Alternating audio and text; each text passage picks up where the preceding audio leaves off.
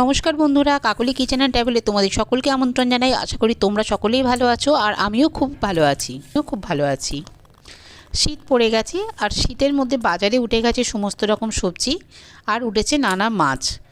আজকে এনেছি মৌরলা মাছ আর তার সঙ্গে পেঁয়াজকলি। আজকে বানাচ্ছি আমি মৌরলা মাছ দিয়ে পেঁয়াজকলি আলুর ঝাল। তার জন্য মৌরলা মাছগুলোকে আমি কেটে ধুয়ে পরিষ্কার করে নুন মাখিয়ে রেখে দিয়েছি, হলুদ মাখিয়ে রেখেছি। আর এবার বসিয়ে দিয়েছি কড়াইতে দিয়ে দিলাম বেশ কিছুটা সর্ষের তেল। তেলটা গরম হয়ে গেছে।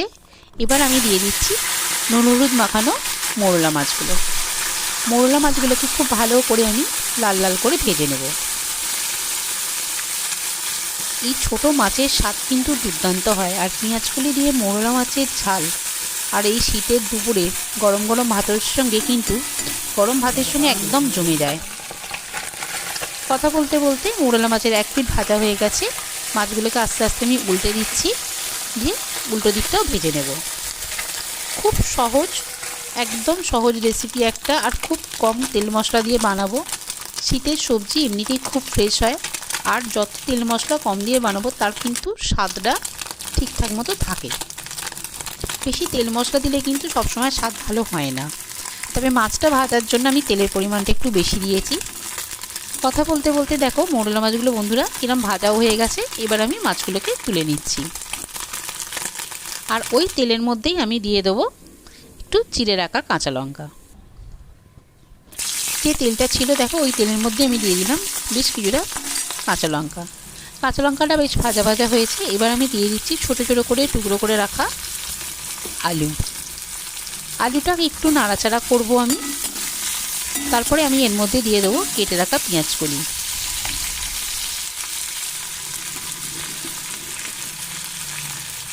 আলুটা আমি নাড়াচাড়া করে নিচ্ছি। এবার আমি দিয়ে দিলাম পেঁয়াজকলিগুলো। যারা আমার পুরনো বন্ধু তাদেরকে জানাই অসংখ্য ধন্যবাদ আর অনেক অনেক ভালোবাসা এইভাবে আমাকে সাপোর্ট করার জন্য আর আমাকে এগিয়ে নিয়ে যাওয়ার জন্য। আর নতুন বন্ধুরা যারা আমার ভিডিও দেখছো এখনও আমার চ্যানেলটাকে সাবস্ক্রাইব করোনি, প্লিজ আমার চ্যানেলটা সাবস্ক্রাইব করে আমার পাশে থেকো। পেঁয়াজকলি আলুটাকে একটু ভাজা ভাজা করে নিচ্ছি, তবে খুব বেশি এটা আমি ভাজবো না, অল্পই ভাজা ভাজা করব। এবার আমি দিয়ে দিলাম পরিমাণ মতো নুন আর অল্প একটু হলুদ। খুব ভালো করে নুন আর হলুদটাকে আমি পেঁয়াজকলি আলুর সঙ্গে মিশিয়ে নেব। এই রান্নাটাতে কিন্তু আমি একটু জলের ব্যবহার করব না। বেশ একটু ভাজা ভাজা হয়ে গেছে। এবার আমি দিয়ে দিচ্ছি কেটে রাখা একটা টমেটোকে দিয়ে কিন্তু আমি খুব ভালো করে পেঁয়াজকলি আলুর সঙ্গে নাড়াচাড়া করে নেব। এবার আমি এর মধ্যে একটু চাপা দিয়ে আঁচটা কমিয়ে ধিমে আঁচে রান্না হতে দেবো। পেঁয়াজকলি এমনিতেই খুব তাড়াতাড়ি সিদ্ধ হয়ে যায় আর আলুও কিন্তু হয়ে যাবে, ছোটো এবং সরু করে কাটা আছে। 10 মিনিট মতো আমি এটা চাপা দিয়ে রেখেছি। 10 মিনিট পরে চাপাটা খুলছি, দেখে বুঝতেই পারবে যে পেঁয়াজকলিগুলো কিন্তু বেশ নরম হয়ে গেছে আর আলুটাও মোটামুটি সিদ্ধ হয়ে এসছে। আবার একটু নাড়াচাড়া করে আমি আবার এটাকে চাপা দিয়ে দেব। আমার এই রেসিপিটা যদি তোমাদের ভালো লাগে বন্ধুরা, তাহলে কিন্তু প্লিজ একটা লাইক, শেয়ার আর কমেন্ট করে জানিও কেমন লাগলো আমার এই রেসিপিটা। আবার আমি চাপা দিয়েছিলাম, এবার আমি চাপাটা খুলে দিলাম। দেখে বুঝতেই পারছো হয়তো যে রান্নাটা হয়েও গেছে। দেখো আলুটা কিন্তু খুব সুন্দর সিদ্ধ হয়ে গেছে। এবার আমি এর মধ্যে মিশিয়ে দেবো ভেজে রাখা মৌরলা মাছগুলো দিয়ে এর সঙ্গে খুব ভালো করে সবজির সাথে আমি এটাকে মিশিয়ে নেব।